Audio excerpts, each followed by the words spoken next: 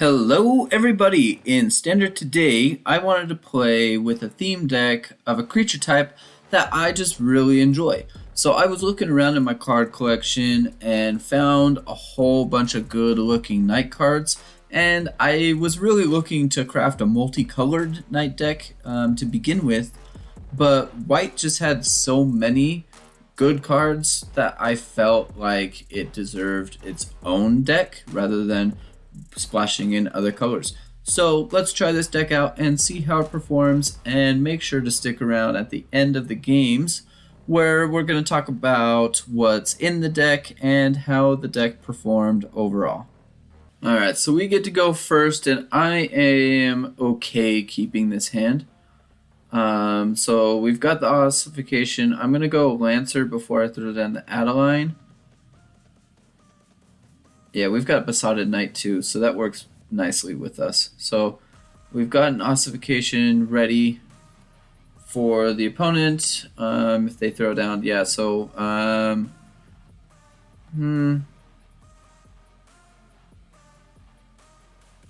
let's throw down the Lancer. Throw down the Lancer. Adeline, another Gallic Readers, so +1? Alright. It's fine with me. Yeah, so I'm gonna go Adeline.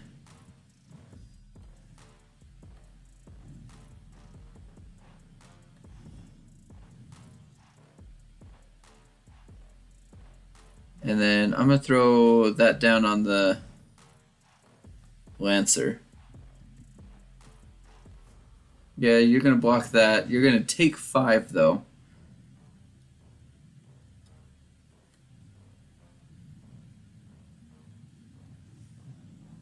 Three Gallic Readers. One of them's going to go, and it's going to be... So, Ossification, enchant you. Grab that one. And yeah, so then we're gonna go with the Knight. Those two will attack. You gonna take 9? Yeah, I didn't think you were gonna take 9.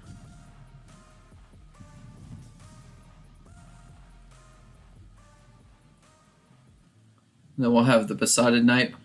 Holy crap! They've got 3 Gallic Readers in their what, first 10 cards? Holy cow. I mean, it is what it is, I guess, right?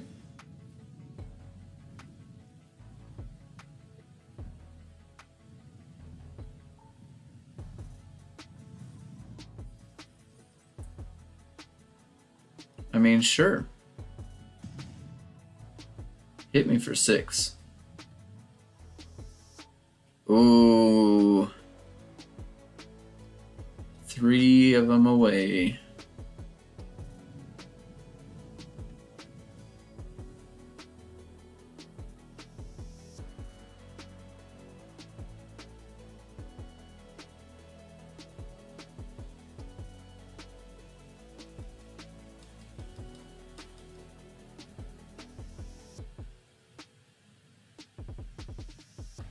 Yeah, I think I'm going to force them into some bad blocks here.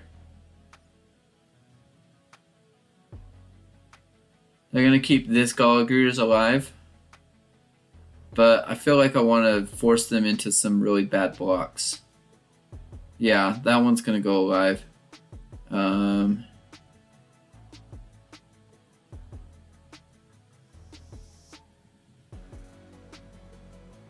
Double block the Adeline. Alright.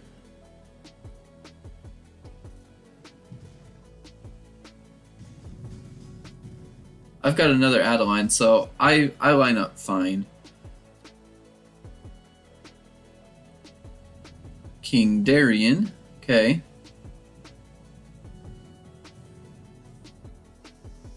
Attack.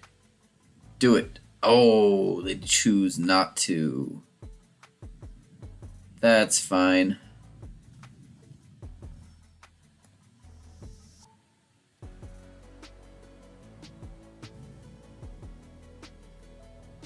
Okay. I mean, sure.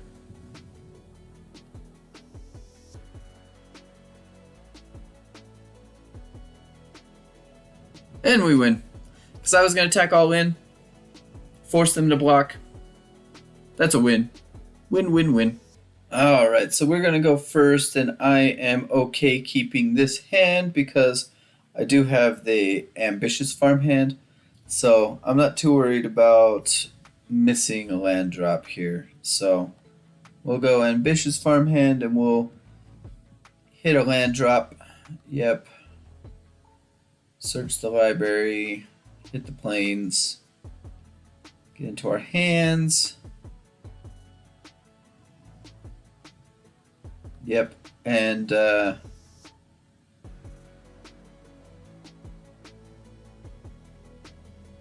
okay, I just wanted to make sure that I wasn't giving the Ambitious Farmhand the Vigilance. So the Lancer is going to come down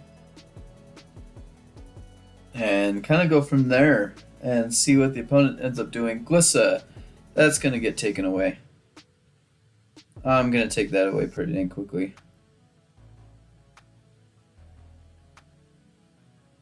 Yeah, that's 3. Alright, perfect. Let's lay down arms. Get rid of the Glissa. Haha! Big dub win, baby. We're going to throw down a Lancer and really just dominate. Alright, so we're going to go first, and I'm going to keep this because it looks great. No other reason other than it looks great. We're going to draw even more of our planes. Take the action. Let's go get our planes.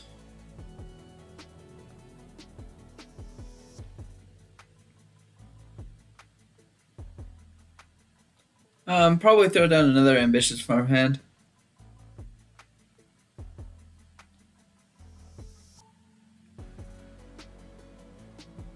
On this next one. Wow, look at that.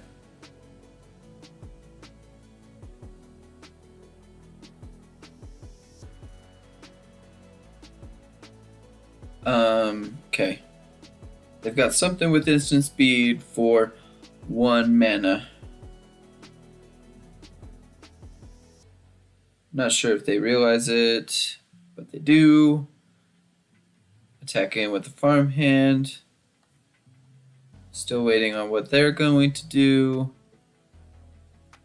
I might just throw down the Gryff Rider.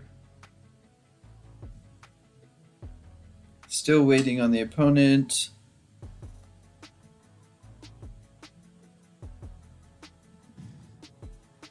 It finally hits them.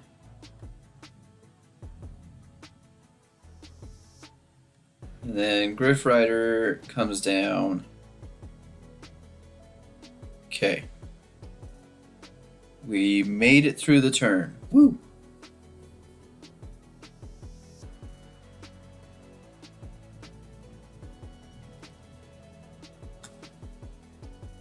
Can't cast more than 1 non-Phyrexian. That's actually really annoying.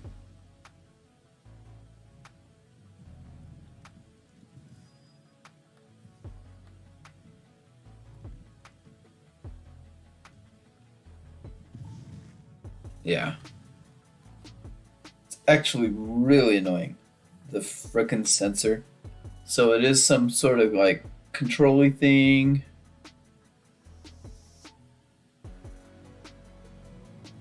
Mech.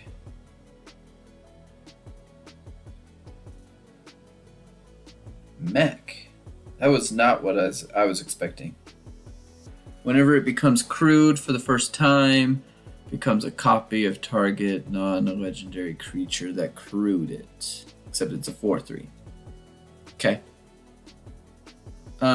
Missed the land drop, so let's... This is gonna help us bump up Adeline.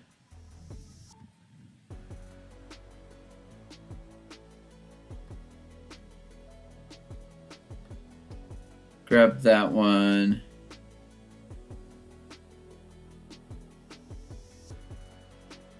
They can only do one. So the mech crews for one.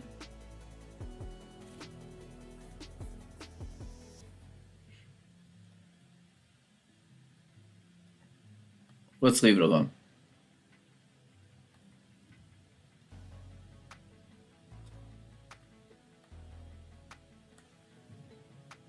So let's transform it, use our mana efficiently. So now it becomes a seasoned Cathar, which is a knight. I know it's a human peasant to start out with, and it's a knight's deck, but it turns into a knight. Norn. Norn is a bit annoying.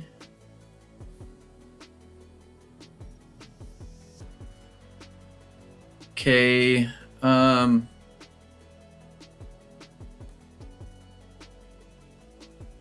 we can flash that in.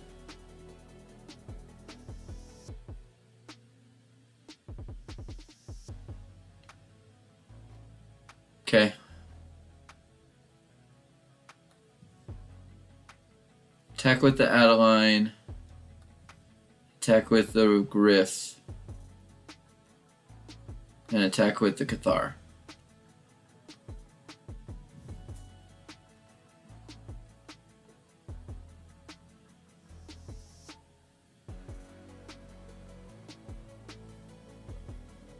And we can flash in the Bodyguard.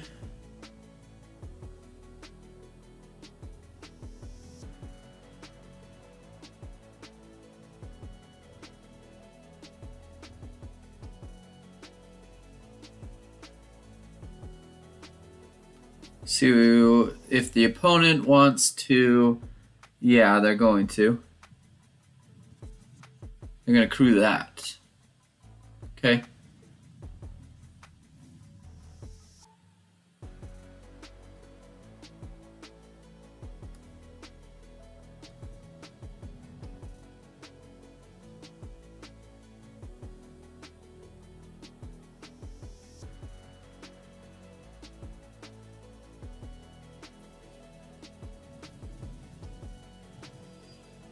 I'm going to take the sensor.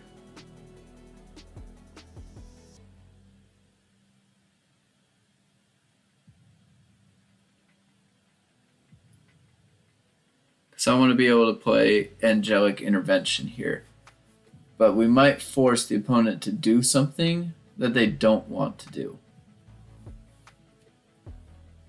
It's kind of a tricky turn here, because we're probably losing the Adeline. Because if the Mind Link mech blocks anything else... Okay, so they transform. Okay, I'll take that. Okay, that becomes a 3/3. That's fine.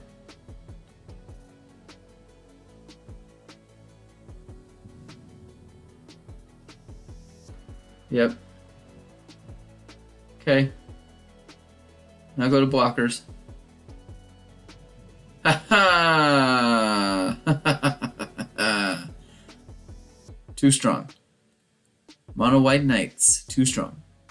Alright, so welcome back after those games, and yes, mono white is pretty good, and it definitely is pretty good at these knights. Knights are pretty dang good, and mono white knights are really good.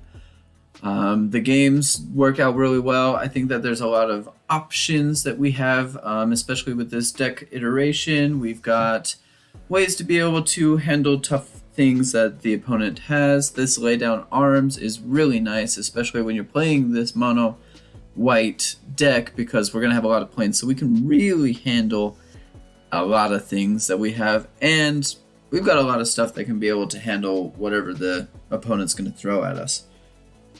And I mean, knights, they're just getting stronger and stronger as we go. So I think that this deck did really well, and I think it can do really well. I played it a little bit on the ladder, and it definitely handled a lot of decks that you are going to see often on the ladder, like the Dimir Fairies. It definitely can handle a mono red. So I definitely think that this deck is a pretty dang good deck and works out really well. So let's quickly go over everything that's in the deck, since we've got a lot to go over. So everything is a knight, so that's one of the reasons why every card in this deck is in the deck, obviously, because this is a knight deck. So lay down arms, already talked about it, handling tough things that the opponent throws at us. Ambitious Farmhand. So I know that this isn't a knight right at the beginning, it's a human peasant, but I have it in here to get plains cards out onto the battlefield. They're really nice to have. It's always nice to be able to have a ton of mana to work with, so we want to make sure we're getting it. I also like the Coven ability, which then turns it into a knight, because then we get a 3/3 lifelinker. So I think that Ambitious Farmhand fits well, and I think that it does qualify as a knight because it's a coming of age type story for if you want to go lower and all that other stuff. So we've got Angelic Intervention. So I've got this in the deck for protection for our stuff.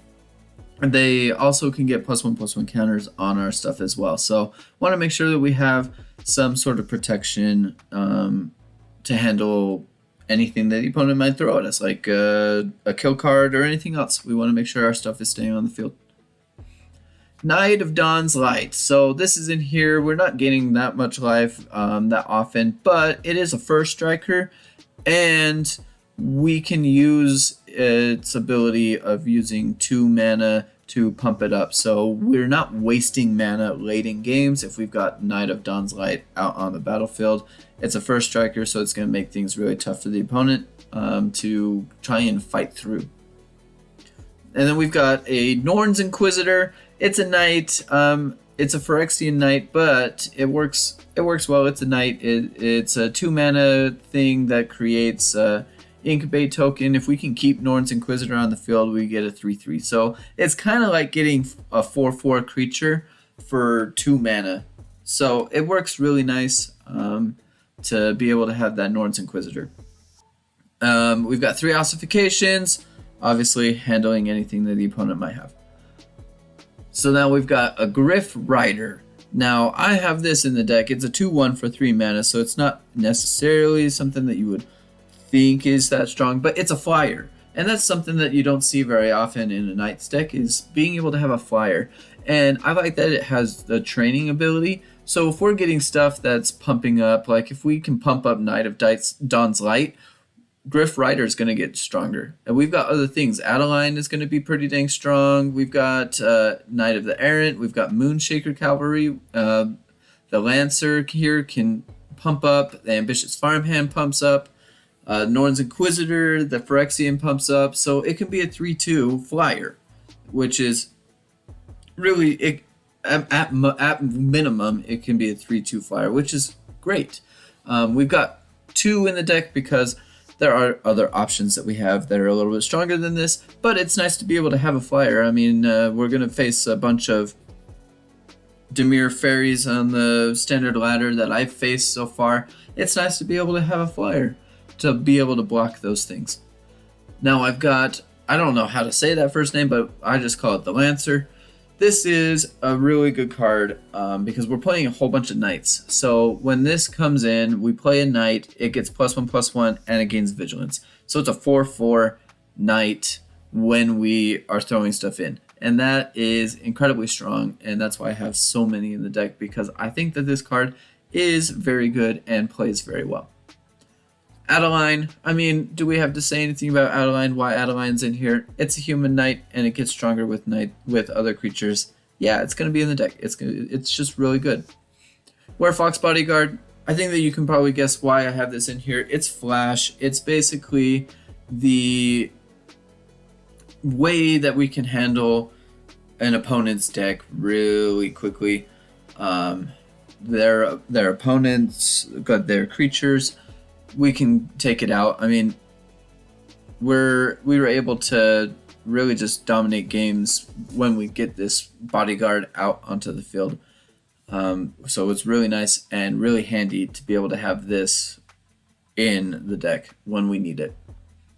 I've got 3 Besotted Knights in this, so I like having the Betroth the Beast ability on there. It does make things just stronger overall, and it's one of the bigger reasons why I have Besotted Knight in here. It's not necessarily we're playing it for the 4 mana, we're mostly playing it for the Betroth the Beast ability to give that token +1/+1 and ward, so it makes things really nice for us.